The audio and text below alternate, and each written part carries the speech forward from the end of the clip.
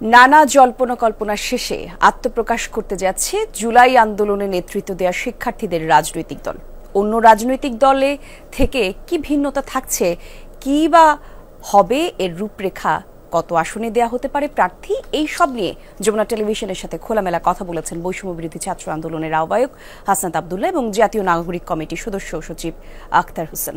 লামিয়া তিথির রিপোর্টে বিস্তারিত। এখন তো জীবাণুদের থেকে বাঁচালে সারাদিনকে বাঁচাবে ডেটল বাঁচাবে। ডেটল দেয় জীবাণুর বিরুদ্ধে 12 ঘন্টার সুরক্ষা বলয়। সুরক্ষার বিশ্বাস থাকুক দিনভর। সরকারি চাকরিতে কোটা বিলোপের আন্দোলনে পতন হয় আওয়ামী লীগ সরকারের। প্রসঙ্গ আসে রাষ্ট্র মেরামতের। এখন একদিকে বিচার ও সংস্কার এবং অন্যদিকে নির্বাচনের প্রস্তুতি। চলতি বছরের ডিসেম্বর বা আগামী বছরের জুন নাগাদ ভোট আয়োজনে চোখ নির্বাচন কমিশনের। বিএনপি জামায়াতের মতো পুরনোরা যখন জয়ের ছক কষছে, তখন নতুনের কেতন ওড়াতে দল গঠন করছে আন্দোলনে নেতৃত্ব দেয়া শিক্ষার্থীরা।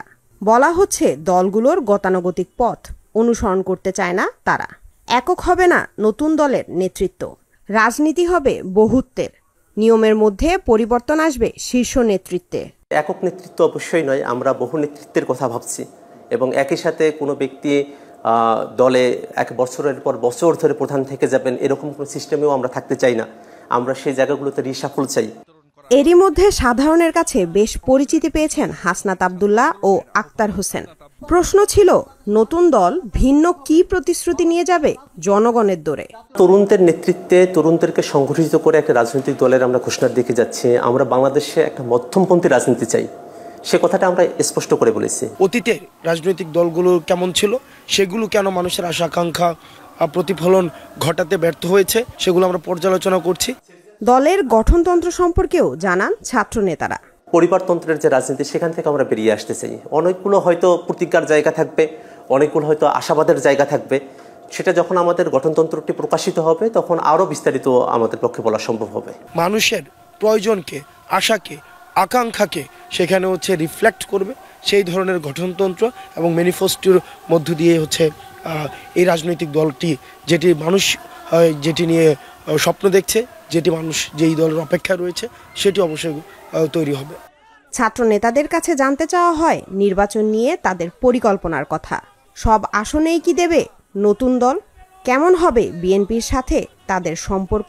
আমরা গণঅভ্যুত্থান যেটি হয়েছে সেটি আমরা নেতৃত্ব দিয়েছি এবং সেখানে ফেসিবাদ বিরোধী প্রত্যেকটি রাজনৈতিক দল সেখানে অংশগ্রহণ করেছে এবং তাদের অবদান এবং দীর্ঘদিন যে তারা একটি অত্যাচার, নির্যাতন, নিপীড়নের মধ্য দিয়ে গিয়েছে, সেটিকে আমরা সবসময় স্বীকার করি। কিন্তু রাজনৈতিক কাঠামোতে পরবর্তীতে তাদের সাথে আমাদের সম্পর্ক কেমন হবে, পরবর্তীতে নীতি, আমাদের কর্মকৌশল সেটিকে তখন নির্ধারণ করবে।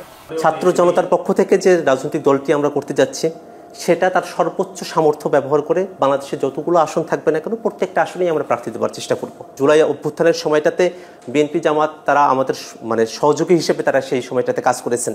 তো এই জায়গাটাতে আমাদের একটা মতৈক্যের জায়গা আছে। আবার একই সাথে বিএনপির যে রাজনীতি, আমাদের রাজনীতি, সব মিলিয়ে তো কিছু কিছু মত পার্থক্য আছে। সেই মত পার্থক্যের যে জায়গাগুলো আছে, সেগুলো যেন আমরা পরিশীলিত উপায়ে উপস্থাপন করতে পারি, সে আহ্বানটা থাকবে। গুঞ্জন আছে শিক্ষার্থীদের রাজনৈতিক দলে যোগ দিতে পারেন উপদেষ্টা পরিষদের 3 ছাত্র প্রতিনিধি। ক্ষমতা থেকে পদত্যাগ করে নির্বাচন করতে চাইলে দলে তাদের জায়গা হবে কোথায়? 3 জন ছাত্র প্রতিনিধি সরকারে রয়েছে, তারা গণঅভ্যুত্থানের প্রতিনিধি হিসেবে সরকারে রয়েছে। তাদের সাথে আমাদের কাজের, মতের এবং পথের দৃশ্যত ব্যবধান রয়েছে। কেউ যদি রাজনৈতিক কাঠামোতে অংশগ্রহণ করতে চায়, তাকে অবশ্যই সরকার থেকে নেমে এসে সেটিতে অংশগ্রহণ করতে হবে। তারা যে রাজনৈতিক দলের সদস্য হতে চান, তারা যদি নির্বাচন করতে চান, তাহলে অবশ্যই তাদেরকে সরকার ছেড়ে দিয়ে আসতে হবে। এবং তারা যদি এখানে আসেন, সে সময়ের প্রেক্ষাপটের উপর নির্ভর করছে যে আমরা আসলে তাকে দলে কিভাবে মূল্যায়ন করতে পারবো বা তাকে কিভাবে আমরা জায়গা দিতে পারবো। অবশ্যই তাদের জন্য দলের মধ্যে ভালো সুযোগের ব্যবস্থা থাকবে। জুলাই আগস্ট অভ্যুত্থানে সহযোদ্ধা দলগুলোর সাথে জোট গঠনের সম্ভাবনাও উড়িয়ে দেননি 2 ছাত্র নেতা।